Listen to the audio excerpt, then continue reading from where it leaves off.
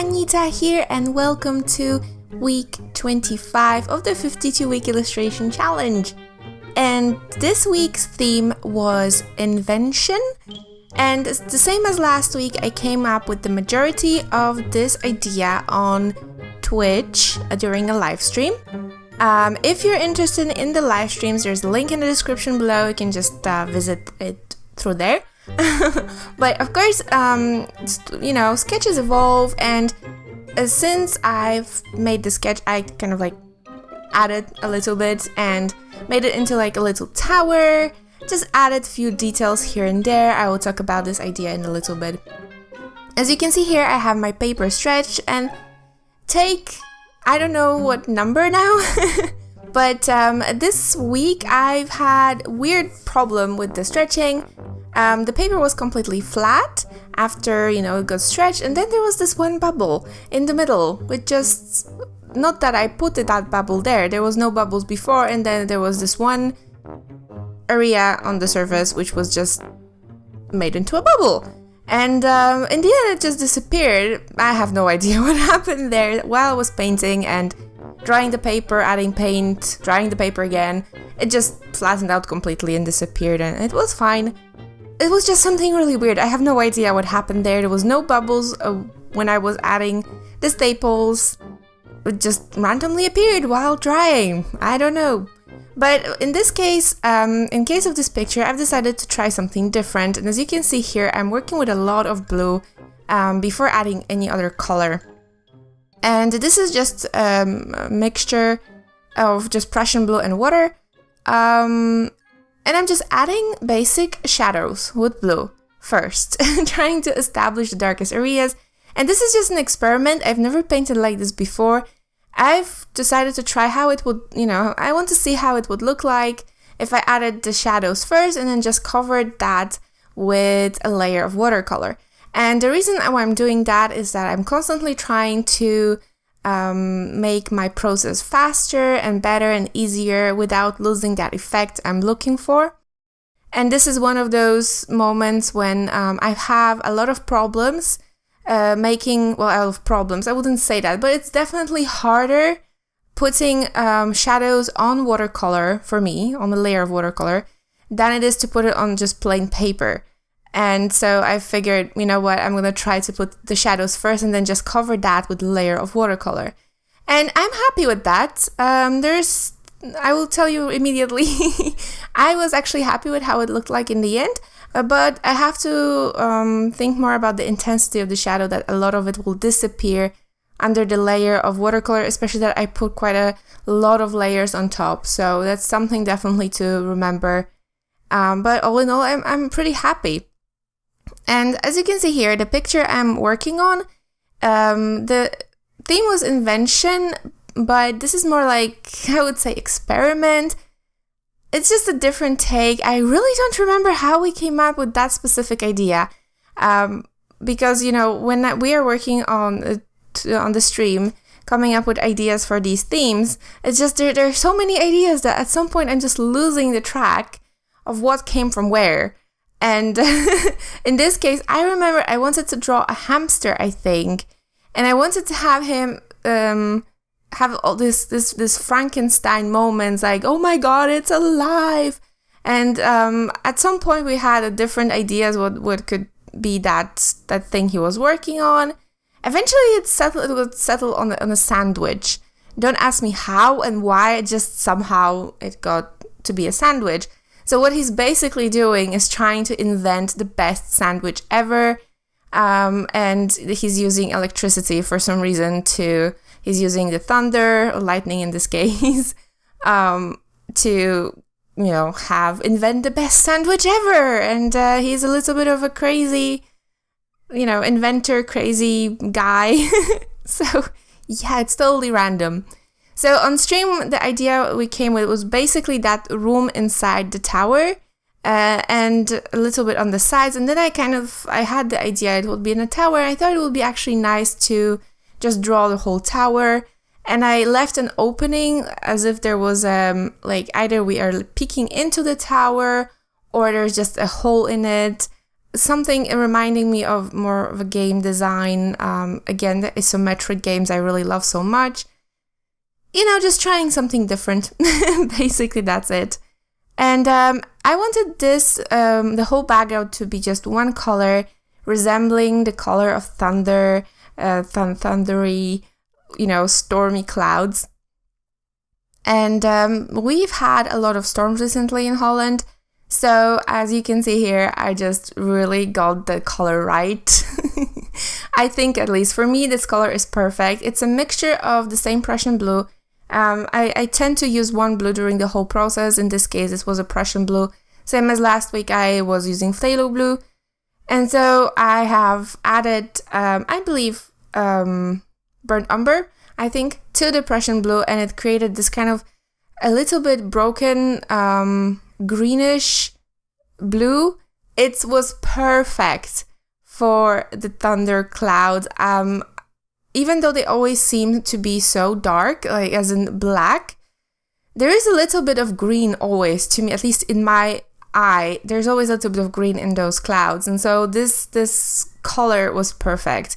And I've layered a few, I've done a few layers of that color because I was actually, as you can see, I wasn't trying to make it completely flat.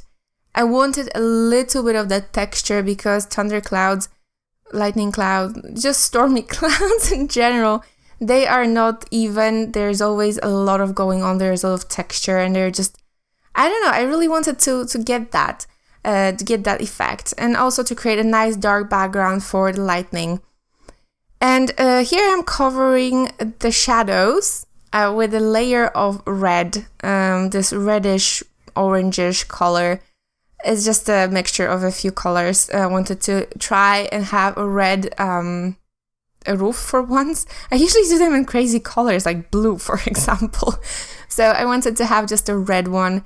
And I thought it would create a nice contrast with the clouds.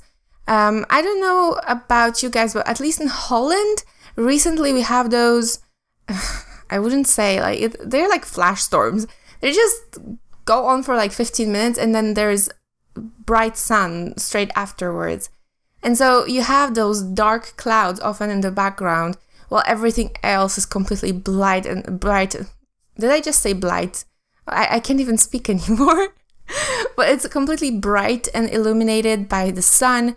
And I love that effect. And so I wanted to incorporate it somehow. So here you can see I'm just covering everything with flat layers of color. And this is another experiment. I don't really want to add that many shadows. I just kind of, because I don't feel they are necessary. I just don't feel the need to put them in.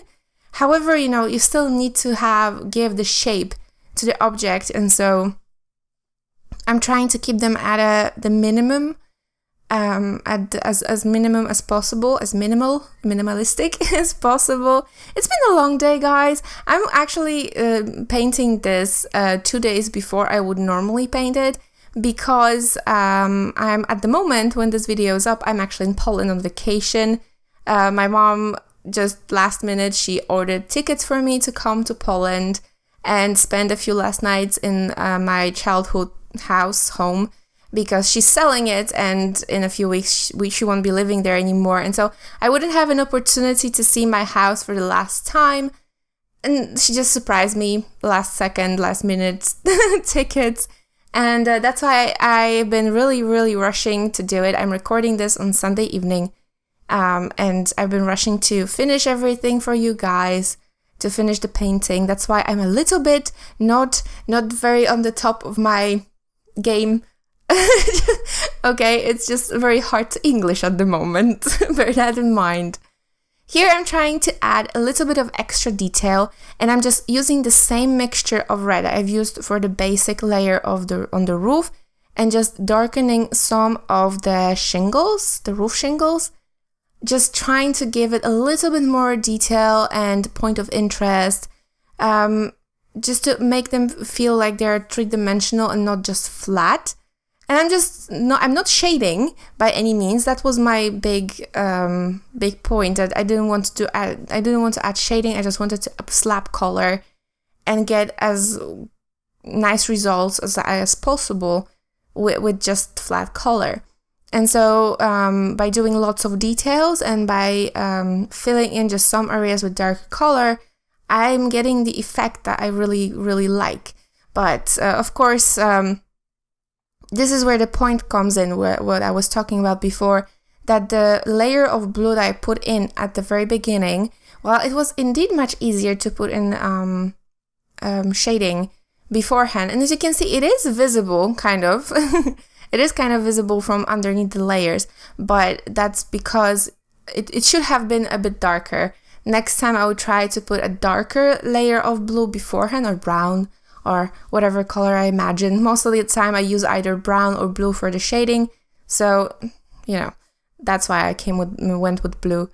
So I would try a darker blue, a darker shade, or rather more intense blue. The blue is the same. I can't. Just more intense, more pigment, just build the intensity of the shadows. So because here I had to go back just to build them up a little bit in a few places. It's just a matter of getting used to the new technique. I like it. It was indeed much easier to put the shadows before. And since I don't really use any other colors for the shadows, just either blue or brown or whatever, and I use it on the whole of the painting. I don't vary it by the area. I just use it everywhere, the same color everywhere. So, you know, it makes sense for me, basically. But it still needs some, you know, it's not like I'm going to change my style from one day to the other. It's just something that happens gradually, and yeah. So as you can see here, I'm working on the details, filling in some bricks and lines, adding some dimension. I was working on the wooden floor. Now I'm not exactly sure if that's a wooden floor, because it's a very weird wooden floor, if that's the case. But in any way, it's something like a mosaic kind of a floor. I really like it. I really like round floors recently, and I think I've really with the shapes of the pieces, the wooden pieces, I really got the shape, the round shape, and it's flat and it's round, and I really think it looks good. Especially that it was something I've done last second. I didn't really plan on it. I didn't measure anything. I was just going with it on the actual watercolor paper. It wasn't in the sketch, so it was a bit of a gamble. So I'm adding slowly the lines, and I'm not going to show you how I add all the lines as usual, because it just takes way too much time. And I usually either used the background color, the dark blue, or I've added just a darker version of the base color. So in case of a red roof, I would use a darker red. But it's just, I'm trying, like the dark blue that I've used in the background, I'm using it also as a line shader, I would call it, I suppose. I'm basically shading the lines. If they're closer to the background, I will add a little bit more of that blue just to deepen the shadow, make it seem a little bit more three-dimensional. But as you can see, there is no shading on the roof itself. Now in the very end, I'm adding a little bit of blue on the side pieces where the windows are supposed to be. Because I just felt that they were blending in too much with the shape of the roof, the cone shape. So I've added a layer of blue on top of that, just to set it a little bit to the back. But all in all, I haven't shaded anything on the roof itself, which, and I'm still very happy with how the shape came out. So I think I'm on the right track, and I really like how it looks like. It's a little bit, I guess, it's a journey of finding your own style. I mean, style is something that evolves constantly, and I just realized recently that I really don't feel the need to add shadows. I really like to work with just color and line, and so I'm trying to find the best way possible to use that technique, to incorporate it somehow in my painting process, and to make the best use of it as possible. So it takes practice, of course. So you'll definitely see me experimenting more in the next few pieces. But so far, I'm really happy. That was one of the reasons why I really wanted to paint a shape like a roof, because normally I would have just used a lot of shading to get that cone shape, and then maybe draw a few roof shingles on top of it, just to give an idea that there was some kind of texture. But no, in this case, the whole roof is made out of shingles, and there is no shading, so it's the complete opposite of what I would normally do. And I really like it. I know I'm talking about it a lot, but I like it. Now here, if you see me using a watercolor straight from the pan, it's because I was preparing to go on the trip, and I already took out some of the watercolors to put them in the small palette, so I could take them with me. And I didn't think that, I still needed to use them. So yeah, I was really preoccupied with with the traveling. I don't travel a lot, so it's a big deal for me. So here, I was so concentrated on the outside and on the background, the outside of the room, that I really didn't feel like putting in the character and the sandwich. I felt like the whole background and the surrounding, they were more important to me, to my personal growth and progress. And the character was like nah, they're just, nah. I really didn't feel like, finishing this painting. I was really done after I've put in the floor and the roof. I was pretty much done with it. So it was really hard to, get myself motivated and finish it. And I feel that you can see it. You can really see that I didn't really put much effort, especially in the hamster. The sandwich was still okay. It's just there is just a lot of flat surfaces there, so I was just filling in the details. But the hamster itself, I could have done it better. It's still good. Don't get me wrong. Of course, I gave my all, but I feel that I was just slacking a little bit. And so, compared to how detailed and how finished everything else is, the hamster to me felt like it was just like slapped there. It's just, it's because I was tired. I'm pretty sure of that, I hope. But in the end, it came out really nicely. Especially the one thing I wasn't really sure how to achieve, and I don't know if I pulled it off, was the idea that the hamster had crazy, like Albert Einstein hair going on. Like the whole fur was very static and was just standing up. And I don't know if I pulled that off. I mean, he does look, I'm adding lines to him later, and the fur is long and it's just everywhere. But I don't know if it came through that this hamster, that he's actually, that it's static. It might just look at it as if he's fluffy. Another mistake I've done here is that I put the same blue on top of his fur and it turned it green. Of course, that's kind of like the moment, very, very derp moment. Of course, it would turn his fur greenish. It was very ugly. It was a very ugly color, and I just I had in my mind I should cover it with more colors, but in the end I just stopped because I was afraid if I added too many layers, it would just turn extremely muddy. That's the usual problem when you're working, at least for me. I have that problem when I'm working with orange. Because of the colors I use for shading, it's really easy to turn it muddy. And it's not that visible because I've also added brown to it in the end, but those pieces on the side of the roof where the windows are, the little wooden swirlies, yeah, they were orange in the beginning and they just got really muddy, so I covered them in brown, and because they were supposed to be copper I turned them into wood because I muddied it completely. So that's something I also, that was my big problem in this painting, that I wasn't really paying attention to the orange pieces. Because if you cover, blue, if you cover red with some of the blue, it still looks good. However, if you do the same on the orange, it just doesn't look good anymore. my bad. I was really rushing. Here this is how the bits on the side of the roof, the swirly bits were supposed to look like. They were supposed to be copper or other metal. This looks more gold to me than copper, but okay. So they were supposed to be shiny, and I've done this part after I've done the swirlies. The swirlies were sort of a testing point. So here I was already prepared on, I already learned on what I've done wrong. So I've approached the whole thing differently, and yet still I managed to muddy a little bit. I managed to fix that, but it still got muddy, especially on the head of that whale. Here, another thing I'm doing that I'm going to erase very soon. I'm doing a bit of a shiny bit off of that lightning, just to give it a little bit more of an oomph and shine.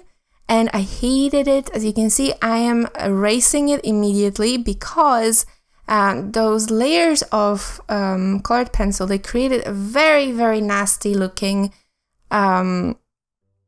just texture. I wrote this waxy texture, and I hate it. I really dislike it. It didn't look good at all because I've used different colored pencils than I normally use, just for experimenting, just for experimentation. And so as you can see here, I'm just using a soft pastel afterwards to add that shine, and that soft pastels are matte and they look much better. They have a different texture to them, different finish. And so I'm adding it with my finger around that lightning bolt, and then I've added them with a paintbrush around the sandwich because I needed a nice edge. I didn't want it on the sandwich, I wanted around it, and so I've added with a paintbrush for, precision. And here I'm starting on the white bits, finally. I'm adding, because you can see when I'm lazy, when I'm adding things with a pen whenever I can. And so, especially here, I really didn't feel like taking the whole gouache and working with gouache, but in the end, I just, especially for those wires over here, it was necessary because I don't have anything that's so thin and precise. In the end, you have to work with a paintbrush, and so I'm really happy. Unfortunately, my camera cut the last bit off because there was not enough space on my card. I've actually managed to record for a straight 3 hours. I've painted this for over 10, I think. And so, yeah, that's pretty much it, guys. I hope you've enjoyed it. It's a very random recording, I have a feeling. I'm rambling a lot. I hope you don't mind. But if you would like to see this painting in its full glory, then please head to my Facebook page. And also, if you want to see the process photos, I have them over on my Patreon. If you become my patron, you can follow my process while I'm creating. And yeah, thank you so very, very much for watching, guys. And I will see you in the next video. Bye!